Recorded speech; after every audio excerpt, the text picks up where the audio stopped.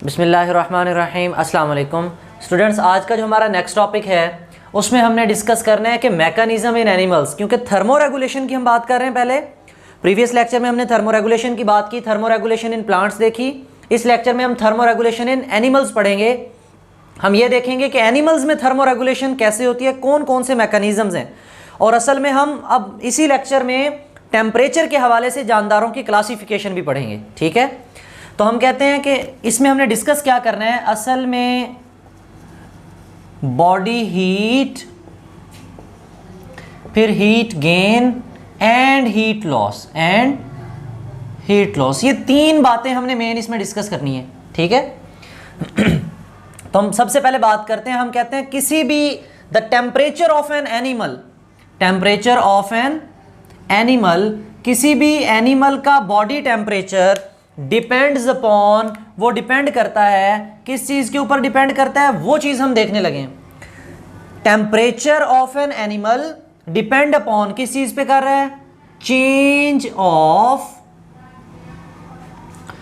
Body heat, rate of change, specially किस चीज़ पे depend करता है, rate of change of body heat, rate of change of body heat. Body heat जो है उसको चेंज करने की शरह पे डिपेंड करता है। ठीक है, the temperature of an animal depends upon the rate of change of body heat, कि वो अपनी बॉडी की हीट को कितना चेंज कर सकते हैं, एनवायरनमेंट के बराबर रखते हैं, रेगुलेट करते हैं या उसको चेंज करते रहते हैं। ये बातें हमने इसमें देखनी है।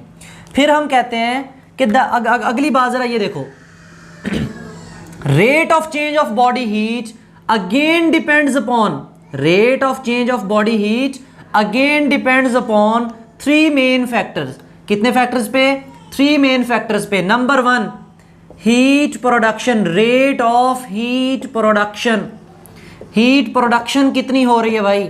ठीक है, हीट गेन कितनी हो रही है, हीट गेन कितनी हो रही है, हीट लॉस कितनी हो रही है, ये सारी चीजों पे डिपेंड कर रही होती है कौन, rate of change of body heat. Rate of change of body heat further depends upon the following factors: rate of heat production, heat gain और heat loss। अब हम इनको फर्दर देखते हैं। अच्छा, जब हम बात करते हैं हीट प्रोडक्शन की, किसकी बात करते हैं, इसका मतलब यह है कि हमारी बॉडी में डिफरेंट मैकेनिज्म्स होंगे जिनके थ्रू हीट प्रोड्यूस होगी। स्पेशली हमारे पास हमारी बॉडी के मेटाबॉलिक प्रोसेस, कौन से प्रोसेस, मेटाबॉलिक प्रोसेस, उनके दौरान ही तो हमारी बॉडी में हीट प्रोडक्शन होनी, हीट प्रोड्यूस होनी है। ठीक है, और किन तरीकों से हम हीट गेन कर सकते हैं। अब हम heat, especially the main source of the energy in this universe is sun, सूरज से आने वाली रेडिएशन को, जो हीट एनर्जी उसको भी हम ले सकते हैं। कैसे, वो कहते हैं जो इंफ्रारेड रेडिएशंस आती हैं, या तो आपकी बॉडी उनको डायरेक्ट यूज कर सकती है, या तो उनको डायरेक्ट यूज कर सकती है, और या फिर जब वो किसी चीज से, किसी ऑब्जेक्ट से टकरा के आए, रिफ्लेक्टेड सनलाइट हो या रिफ्लेक्टेड इंफ्रारेड रेडिएशंस हो, उनको हम एब्जॉर्ब करते हैं, उनको हम क्या करते हैं, एब्जॉर्ब करते हैं। This is the process of heat gain, this is the process of heat gain. की एक्सटर्नल एनवायरमेंट से हीट कैसे लेनी है, ये तो अपनी बॉडी में प्रोड्यूस की है। अब ये हमने देखना है कि एक्सटर्नल एनवायरनमेंट से हीट कैसे ली है, ये रेडिएशन की फॉर्म में हमने हीट ली है। ठीक है, फिर देखना है हमने हीट लॉस। अब हीट लॉस में क्या बातें आ जाएंगी, हमें पता है कि इवेपोरेशन करवाते हैं हम, इवेपोरेटिव कूलिंग फिनोमेना पढ़ा था हमने। जब हम इवेपोरेशन कराते हैं, इवेपोरेटिव कूलिंग होती है, तो उस इवेपोरेशन के दौरान असल में हमारी बॉडी की क्या लॉस हो रही होती है, लॉस ऑफ हीट हो रहा होता है। या फिर समटाइम हम कहते हैं रेडिएशंस की फॉर्म में हम अपनी बॉडी से हीट को एलिमिनेट करते हैं। जैसे हॉट बॉडी से कोल्ड बॉडी की तरफ जो है वो एनर्जी का फ्लो होता है, हीट का फ्लो होता है, इसी तरह हमारी बॉडी से भी हीट एनर्जी जो है वो वेव्स की फॉर्म में, रेडिएशंस की फॉर्म में, उतनी हाई रेडिएशंस नहीं जितनी सूरज से आ रही हैं, बहुत कम मिकदार में जो रेडिएशन है उनके जरिए हम अपनी बॉडी से हीट को क्या करते हैं, निकालते हैं। ठीक है, ये तो हमारे पास मैकेनिज्म था। Rate of change of body heat depend upon the heat production, heat gain कैसे की, हीट लॉस कैसे की। ठीक है, अब हमने टेम्परेचर के हवाले से, यही चेंज ऑफ बॉडी हीट के हवाले से ऑर्गेनिजम्स की, एनिमल्स की स्पेशली क्लासिफिकेशन देखनी है। तो इसमें हमारे पास है temperature classification of animals. Animals की टेम्परेचर के हवाले से क्लासिफिकेशन देखनी है हमने, ठीक है। बेटे एंशिएंट टाइम में, पुराने वक्तों में पहले हमने तमाम जानदारों को, तमाम एनिमल्स को दो बड़े ग्रुपों में तकसीम किया। कितने बड़े ग्रुपों में तकसीम किया? दो बड़े ग्रुपों में। पहला था हमारे पास पोइकिलोथर्म्स। क्या थे? पोइकिलोथर्म्स, ठीक है। और दूसरे थे हमारे पास होमियोथर्म्स। क्या थे? होमियोथर्म्स। अगर आपको याद हो तो आपने छोटी क्लासेस में 6-7 में पढ़ा होगा cold blooded and warm blooded animals के बारे में। Cold blooded and warm blooded के बारे में। असल में ये वार्म ब्लडेड और कोल्ड ब्लडेड ये पुरानी क्लासिफिकेशन है। ये होमियोथर्म्स और पोइकिलोथर्म्स ये भी पुरानी क्लासिफिकेशन है। हम पहले जो है वो पोइकिलोथर्म्स को कोल्ड ब्लडेड कहते थे। कोल्ड ब्लडेड या पोइकिलोथर्म्स कैसे जानदार होते हैं बेटे? These are the organisms, these are the animals, ये ऐसे एनिमल्स हैं which can not maintain their body temperature, which can not maintain their body temperature, जो अपनी बॉडी का टेम्परेचर मेंटेन नहीं कर सकते, उन्हें हम कहते हैं poikilotherms are cold blooded animals. क्या कहते हैं उन्हें? Poikilotherms are cold blooded animals, जो अपनी बॉडी की टेम्परेचर को जो है वो क्या ना कर सके, मेंटेन ना कर सकें। इसका मतलब they can change their body temperature किसके हवाले से? According to their surrounding. Ambient surrounding का मतलब उनके करीबी जो सराउंडिंग है उसके हवाले से, सराउंडिंग के हवाले से अपनी बॉडी की जो टेम्परेचर है उसको चेंज कर लेते हैं, ठीक है। इसके बरक्स अगर हम होमियोथर्म्स की बात करें तो homeotherms are actually warm blooded. ये क्या होते हैं? अगर ये अपनी बॉडी का, ये एनिमल्स अपनी बॉडी का टेम्परेचर मेंटेन नहीं कर सकते तो होमियोथर्म्स ऐसे जानदार होते हैं विच कैन मेंटेन, ये कांस्टेंट टेम्परेचर को मेंटेन रखते हैं।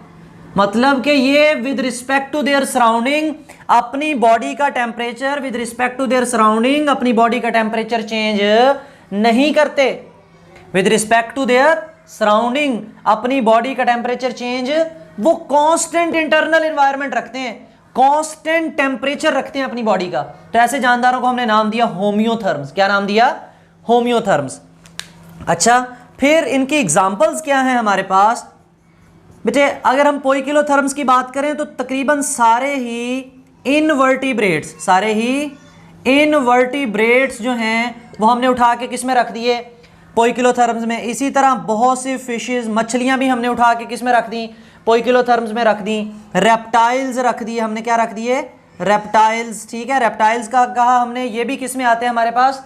पोइकिलोथर्म्स में आते हैं। इसी तरह हमारे पास इंसेक्ट्स वगैरह या बहुत से दूसरे जानदार, जैसा कि हमारे पास एम्फीबियंस हैं। क्या हैं?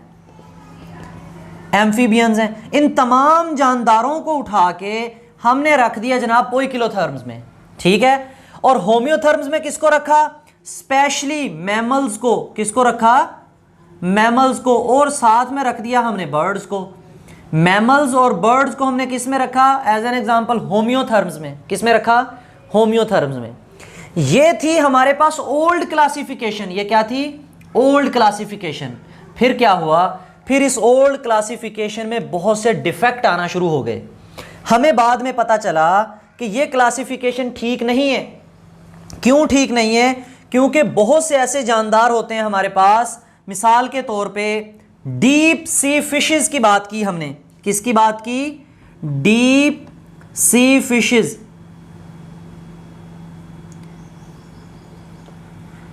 अच्छा, जब डीप सी की बात करते हैं, गहरे समंदर की बात करते हैं, तो याद रखना वहां पे ऑलमोस्ट टेम्परेचर जो है वो कांस्टेंट रहता है। वहां पे टेम्परेचर में चेंजेस नहीं आती, ज्यादा फ्लक्चुएशन नहीं आती, ज्यादा चेंजेस वहां पे नहीं आती। आपने केमिस्ट्री में भी पढ़ा होगा, जब सर्दियों में वाटर फ्रीज हो जाता है, ऊपर वाली लेयर फ्रीज होती है सिर्फ समंदरों की, नीचे जो पानी है, गहरा पानी है, वहां तक तो उस हीट का या कोल्ड का इफेक्ट ही नहीं होता।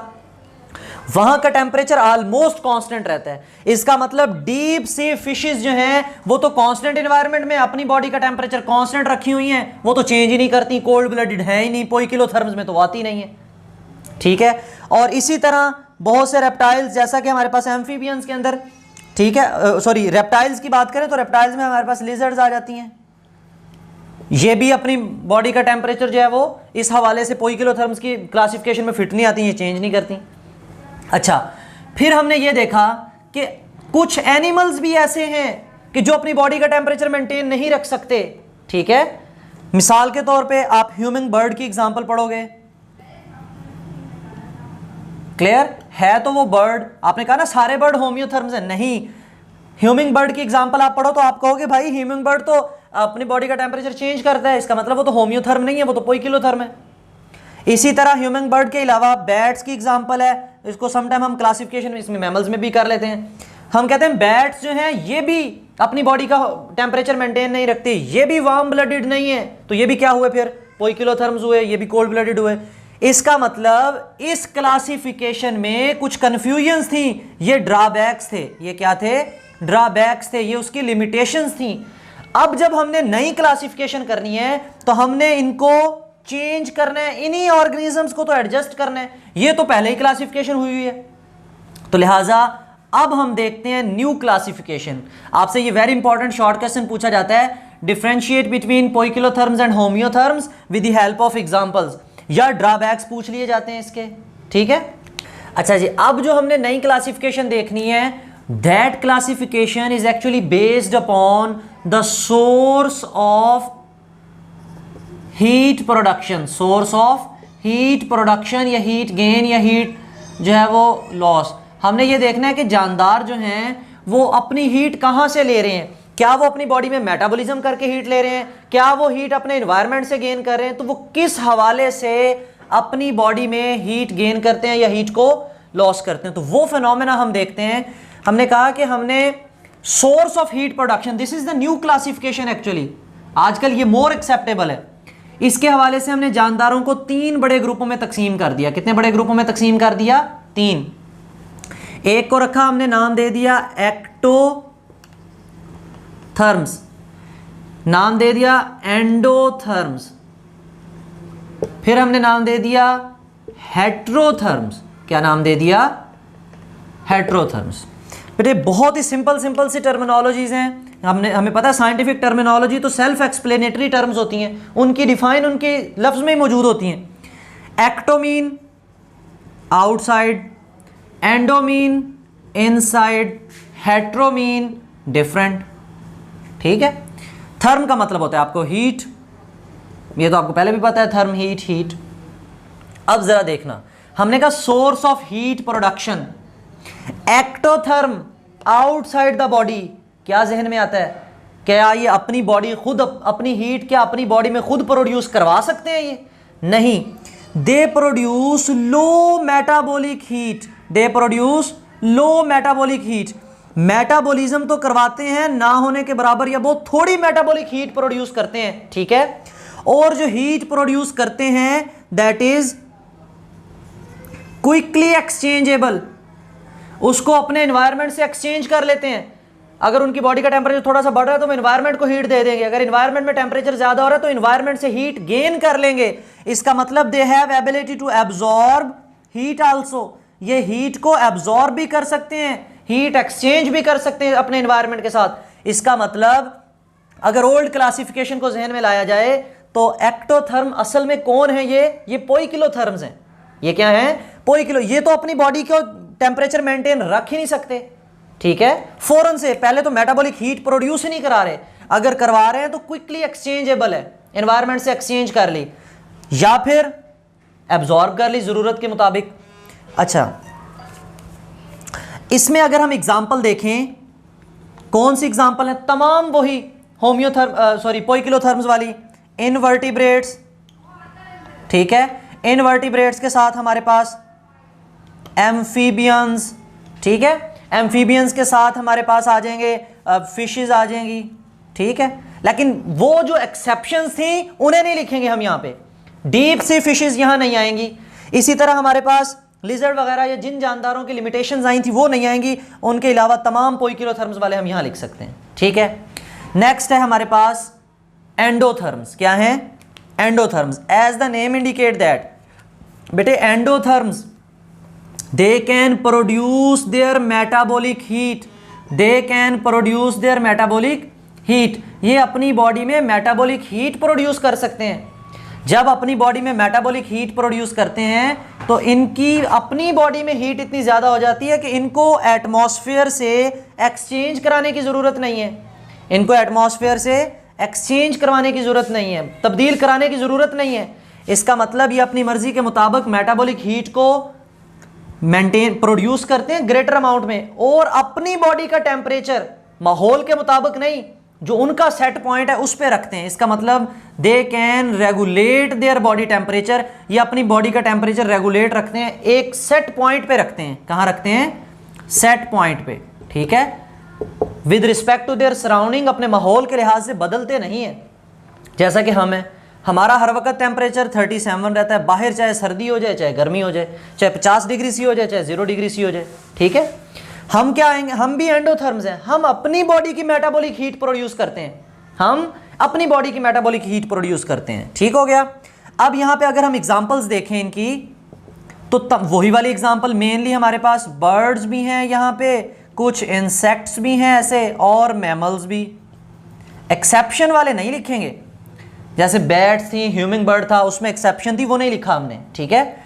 ऐसे जानदार जो अपनी बॉडी की मेटाबॉलिक हीट प्रोड्यूस करें और उसको एक्सचेंज ना करवाएं एनवायरनमेंट के साथ, अपनी बॉडी के अंदर ही रखें और सेट पॉइंट पे रखें, उनको हम नाम देते हैं these are endotherms, these are endotherm. क्योंकि बाहर से इन्होंने तो हीट ली नहीं है, इन्होंने बाहर से हीट ली है।